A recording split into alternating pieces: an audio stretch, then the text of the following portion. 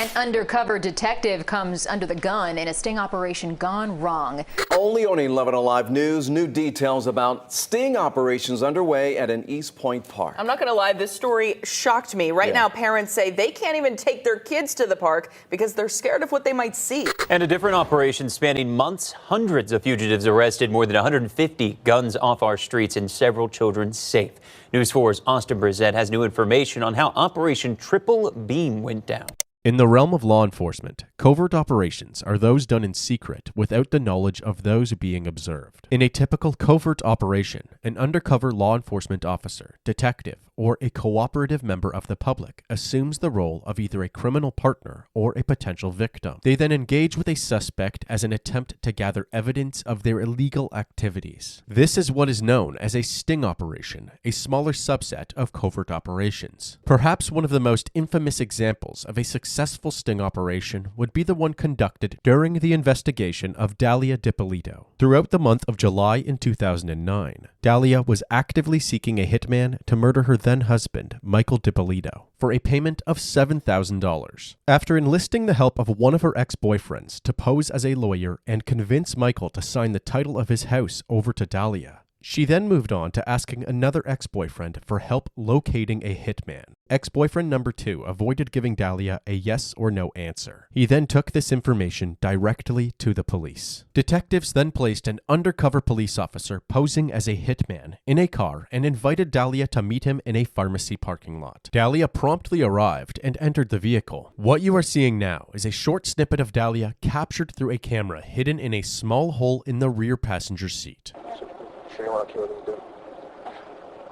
Could we really have to? All right. You know, it's just, I'd rather be as less, you know, whatever with you. All right. We're just going to be asking you questions, although they know it's going to be obvious what it is, and they already know, you know what I mean? But, you know, they're going to ask questions, you know, because that's how they got to do it, Right. okay? Because I don't know how well you handle pressure. I don't know, you know, because I don't want... No, I'm not going to, you know, I'm a lot tougher than what I look. I know you see me and you're like, oh, what a cute little girl, whatever. You know, but I'm not. That I'm not. you are. You're extremely No. beautiful. Thank you, but, you know, I just need to make sure everything's going to take care of. All right. You're not going to have an option to change your mind. Even if you change your mind, I'm talking to him. There's no changing, no, there's no, like, I'm determined definitely already. say you wanna I'm do positive, like, okay. 5,000% sure, like. Okay. This footage was recorded on July 30th. 10 days later, on August 9th, the decided date of the hit. The police went to the house of Mike Dippolito and explained the current circumstances. Mike cooperated with the police to pretend that the hit was carried out, and the police called Dalia to the crime scene. Listen, we had a report of a disturbance at your house, and there were shots fired. Is your husband Michael? Okay, I'm sorry to tell you, ma'am, he's been killed. He's been killed, man. I'm sorry. No, he's not. Listen. Listen, right now we need to get you to the station. We need to get you to our police station. I can't let you stay in, man. We have to do our job. We need you to calm down. I'm going to need you to go with these detectives, okay? If you want to help your husband, okay? If you want to help your husband, you need to go to the station with these gentlemen and tell us everything you know about who he knows, who he's connected to. After being escorted back to the police department, officers withstood more of Dalia's bad acting in the interrogation room, and it was eventually revealed that this was in fact a sting operation. The game's over with, okay? There's no more games with you and I. Now we're going to get down to serious business. I want to know if you know this guy. Come here. Bring this guy in here. Get over here. Get over here. You know who this guy is? No. You've never seen him before? I've never seen him before. Ever. Do you know her? Put your head up and look at her. Put your head up. I've never seen him. What were you doing coming out of her house? Get him out of here.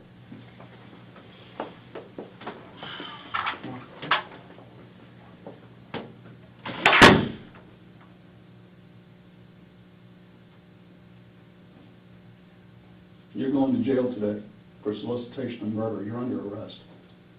That's an undercover police officer. We filmed everything that you did, recorded everything that you did. You're going to jail for solicitation of first-degree murder of your husband. I didn't do anything. Did you hear what I just told you? I heard what you said, but I didn't Everything, do anything. listen to me. Everything has been recorded. You were photographed in the convertible when you sat his car in the front of CVS. What do you want to do? What do you want to do here? I didn't Dalia? do anything. Listen to I me. didn't do anything. You're going to I didn't jail. do anything, please. I didn't do anything.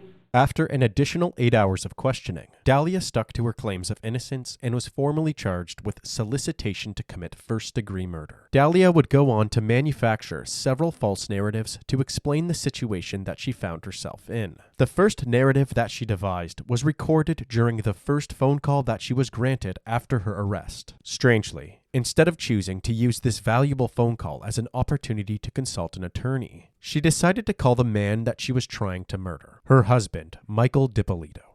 Honestly, I can't help you. Don't you understand what just happened? What they're saying is not true.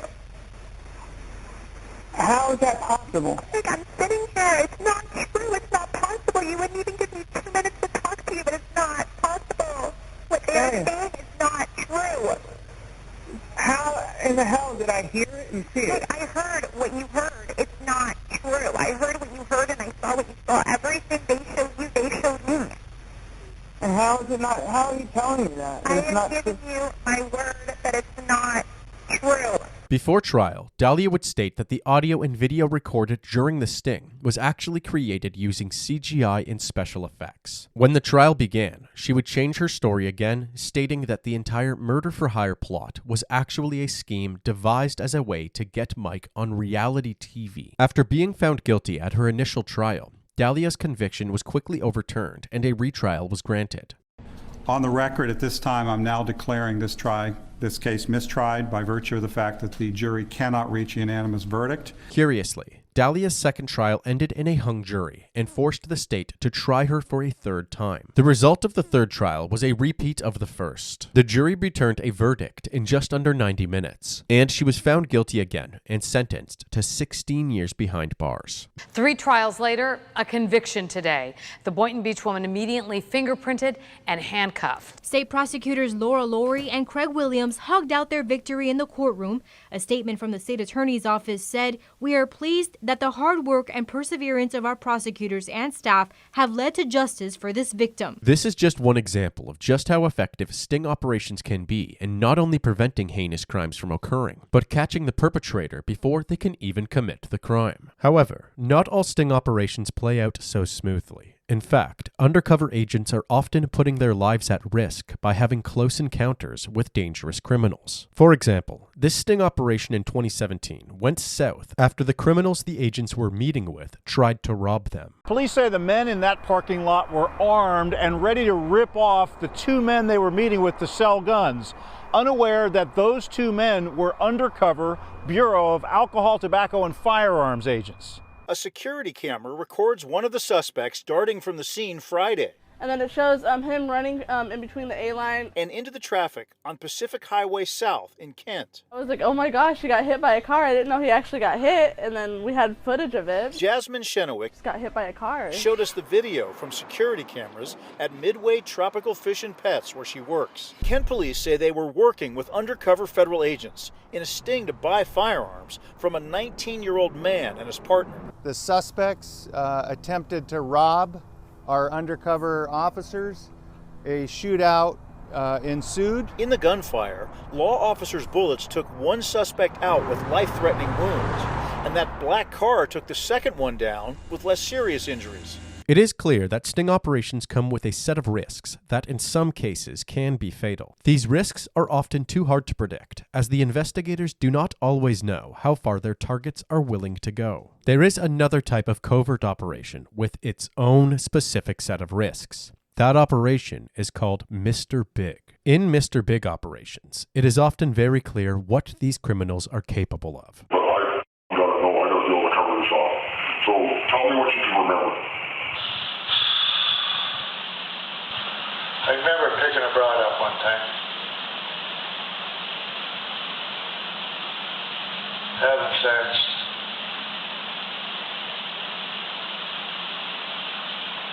Then I just lost it for some reason. Oh, I think I strangled it, I'm not sure. This one here, you either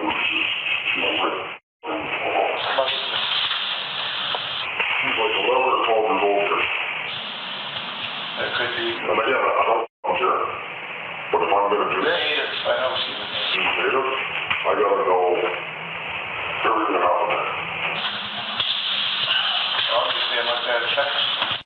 In this case, the man confessing to murder is 71-year-old Gary Handlin, and the man that he is confessing to is a strategically placed undercover agent posing as a local organized crime boss. Going into this operation, agents already possessed enough evidence to believe that Gary was capable of murder. This confession was the last piece that they needed in order to convict him.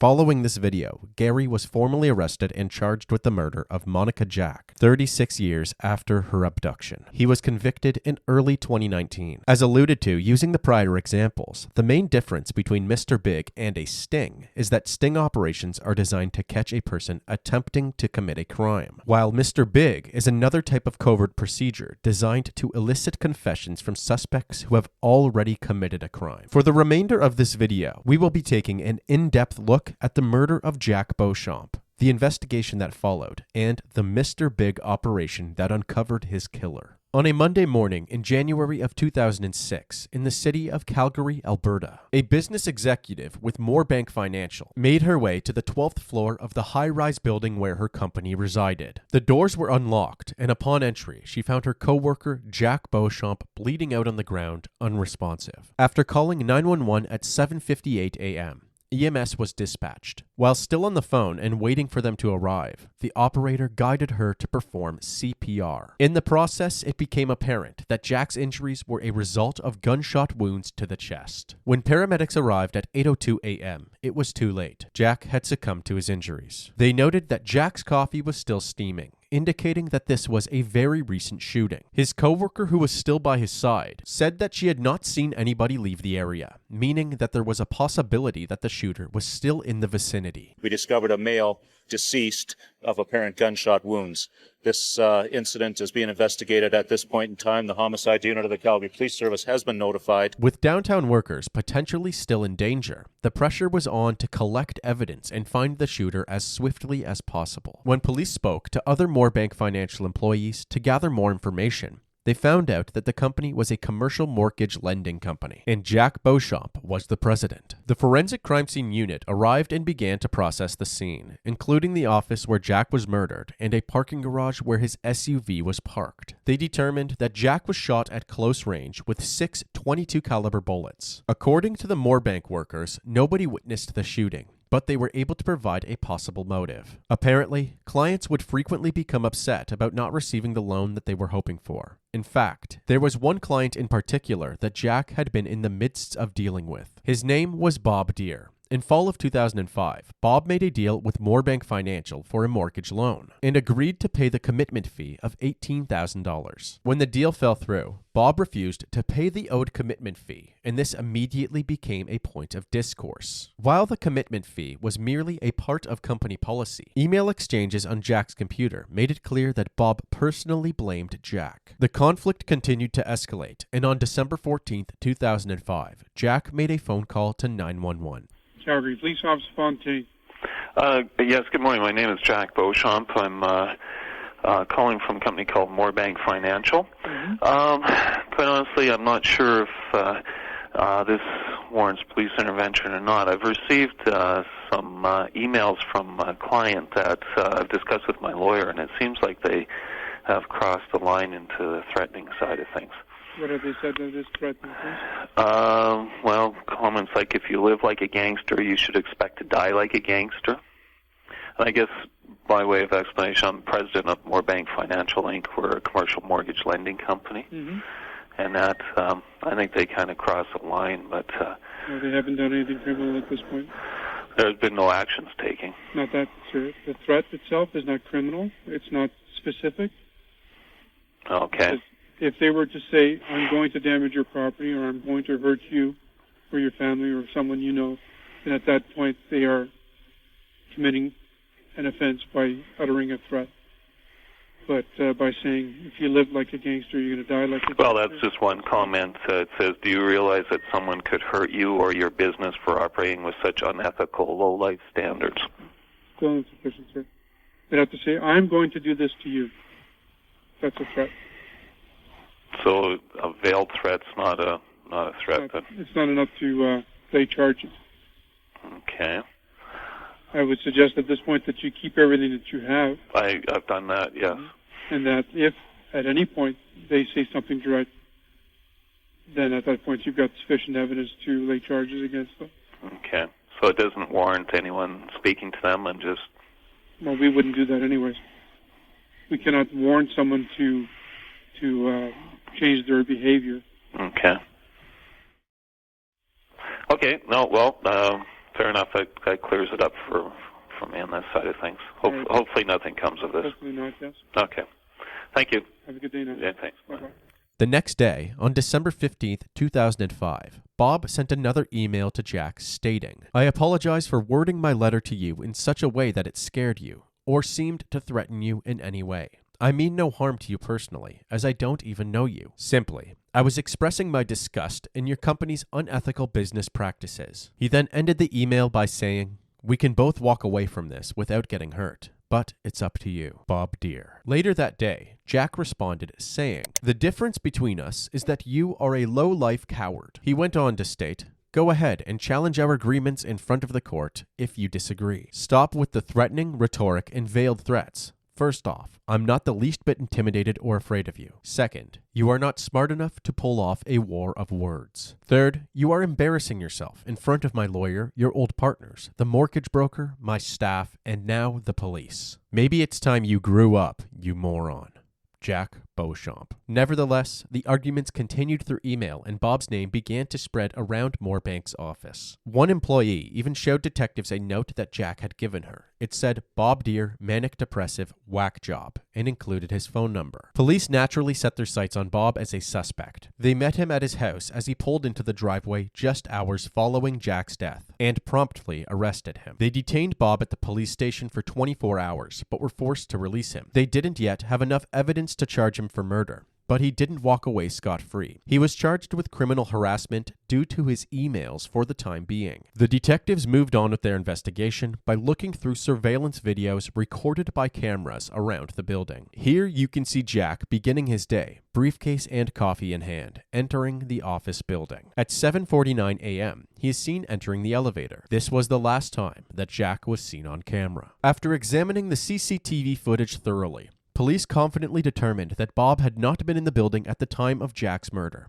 So if not Bob, then who? Continuing to review the footage, there was one individual who stuck out like a sore thumb. This person was wearing sunglasses while it was dark out, and from what the CCTV had captured, it seemed as if he didn't take off his gloves the entire time that he was in the building.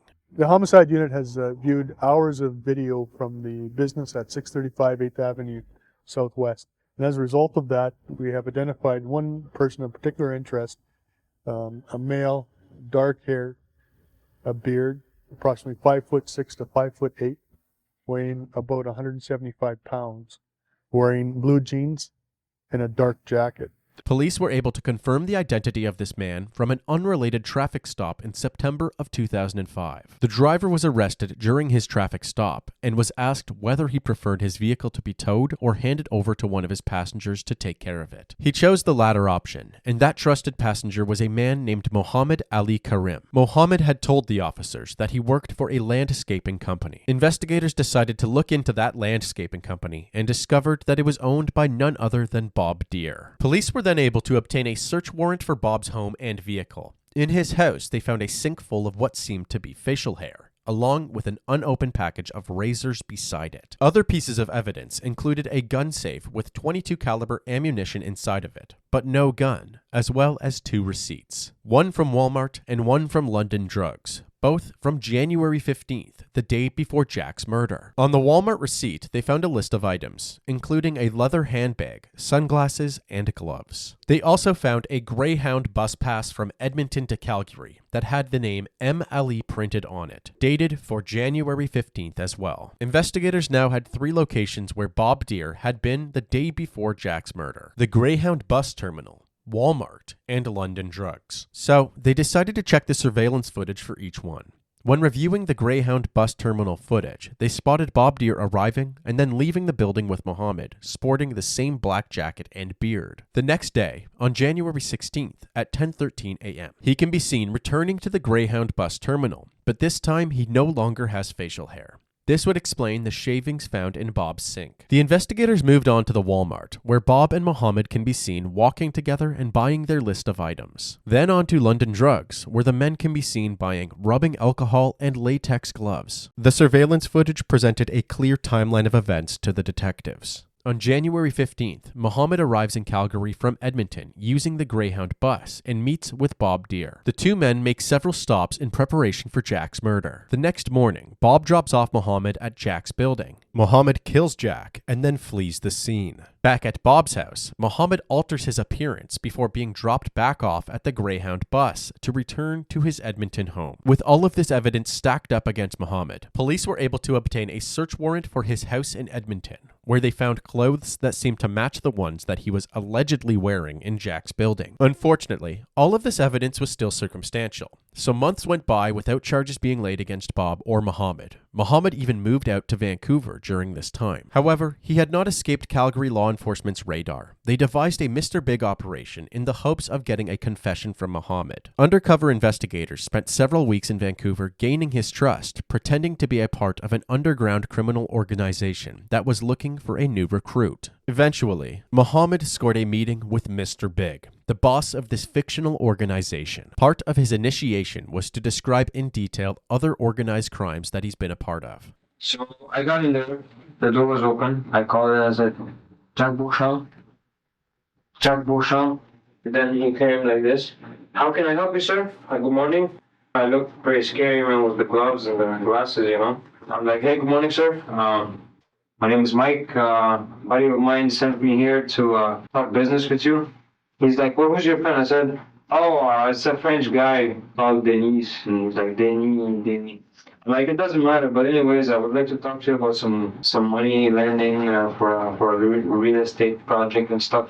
So he goes, okay, but like, do you have an appointment? Have you called me before? Like, yeah, I called actually before, and I left a message with one of your employees here. I don't know if they did the message. It's like, I don't know. I'm like, okay, can we see each other? I was fine. I had to go with him in the office, and then once he turns his back, I just kind of take him up. But he said, no, you need an appointment, sir. I'm sorry, I'm really kind of busy. I managed to get him back to the office by asking him for a card, a business card. So I went back to the office. That's when I pulled out the gun, called him. And when he saw me coming, he kind of ran towards me. That's the mistake I did. I didn't want to kill him. I did not want to kill him. So I'm here. I'm here. He went that way. I just take it out of the safe, man. Came out. Look at him. He came at me. I went like this. The moment he saw the gun, he was shot. A few days after this confession, both Bob and Mohammed were arrested for first-degree murder. They were transported together, and a conversation between the two was recorded. Listen, I got set up by some undercovers, brother. Really? They're telling me you're ratting me up. Well, and I told them that's crap. That's crap. That all the information they got is crap. They got that video clear. It was an undercover man. These undercovers got me. If they are the undercovers or if it's a trick from the police, I'm not sure here. Okay? Mm-hmm. We made one big circle just so that they could listen to us, and now we're right back to where we started. Oh, I know, man. I don't care. I don't care. I mean, I'm trying to help you, and you're trying to help me because we're friends, you know? We're in the same boat for nothing. So, of course, we're gonna help each other, man. It's us against them, right? Well, I'm just saying nothing. A property on this street is at the center of this case. The prosecution says Robert Deere had borrowed more than $1 million from Jack Beauchamp to build a duplex here. But the big problem started when that duplex deal fell apart and Deere still owed Beauchamp money. Their trial began in September of 2007. The prosecution presented their case, saying that in a fit of rage over the $18,000 commitment fee, Bob Deere hired Mohammed Karim as a hitman to kill Jack Beauchamp. They laid out all of the evidence for the jury, including the timeline of events using CCTV footage, the email exchanges between Bob and Jack, the forensic evidence from the crime scene and Bob's house, and Mohammed's full confession. The defense tried to counter this by simply saying it was an accident, that Mohammed never intended to shoot Jack, and there was never a plan to kill him in the first place. Apparently, Mohammed only meant to intimidate Jack, as Bob had specifically instructed him not to use violence. After 4 days of deliberation, the jury had reached a verdict. Robert Deere and Mohammed Karim were found guilty of the first-degree murder of Jack Beauchamp. I think that the jury was very conscientious and diligent. They clearly considered all of the evidence very carefully. They clearly put a lot of work into it and came up with a just verdict. We're just thrilled with the verdict, but there are clearly no winners in this situation. So many lives have been changed forever by the actions of these two men. Jack was a wonderful husband and father. The outcome of this trial changes nothing for our family. My husband is gone. My children's father is gone. We miss him every day in our lives, and we cherish the memories we have, but we must try to move forward. Following this conviction, Bob's defense team argued in the Court of Appeal that the trial judge's instructions to the jury were flawed because she didn't tell the jurors that they had to find Deere paid Karim specifically to murder Beauchamp. So, their conviction was overturned, and the case demanded a retrial. A new trial began today for two men accused of killing a Calgary businessman. It's the second trial for the duo charged with first-degree murder in the killing of Jack Beauchamp. Nancy Hicks is at the Calgary Court Centre with the latest. Nancy. The trial began today with graphic video of the crime scene. Beauchamp lying in a pool of his own blood in his downtown Calgary office. The retrial resulted in the amendment of both Bob and Mohammed's charges. Mohammed was found guilty of second-degree murder, while Bob was found guilty of manslaughter. This is due to the fact that the judge was not satisfied beyond a reasonable doubt that Bob and Mohammed had planned Jack's murder in advance, or that Bob was aware of Mohammed's plan to use violence. Following their convictions, Mohammed challenged the courts again, which resulted in a delay to their sentencing. A Calgary murderer's sentence is delayed today because he alleges sheriffs abused him. Mohammed Karim was convicted of second-degree murder 1 month ago in the 2006 death of businessman Jack Beauchamp. Lawyers for Mohammed Karim are still waiting to get access to all of the video surveillance footage from both the Calgary Remand Center and the courthouse. Karim says that surveillance footage will prove he was abused by sheriffs verbally, physically, and sexually. In a telephone interview from jail, Karim says much of the abuse is religiously and racially motivated. When someone calls me, like I was called thousands of times by officers, I don't let go. Instead, what I do is complain. And that irritates the officers. Retaliation for complaining. I was taken down and just beat up so bad. A spokesperson from the Solicitor General's office would only say that any time they become aware of potential criminal activity, police are called. Kathari says depending on what they find on the video, sentencing submissions could be affected. And Nirmala, a new date for sentencing will be set once lawyers have a chance to pore over all of those videos. Mohammed Karim was ultimately sentenced to life in prison without the possibility of parole for 18 years. Robert Deere was sentenced to 16 years in prison. However, he had 2-for-1 credit on time already served. Sometimes judges grant offenders credit for the time spent in jail prior to sentencing, which is commonly referred to as pre-sentence custody, pre-trial custody, or dead time. If the judge does give this credit for pre-sentence custody, they might choose to offer enhanced credit, or 2-for-1 credit, wherein for each day an offender spent in pre-sentence custody, the judge reduces the jail time by 2 days. Therefore, Bob was set to be released in just 4 years. In August of 2015, he was released on statutory grounds after serving 2/3 of his sentence.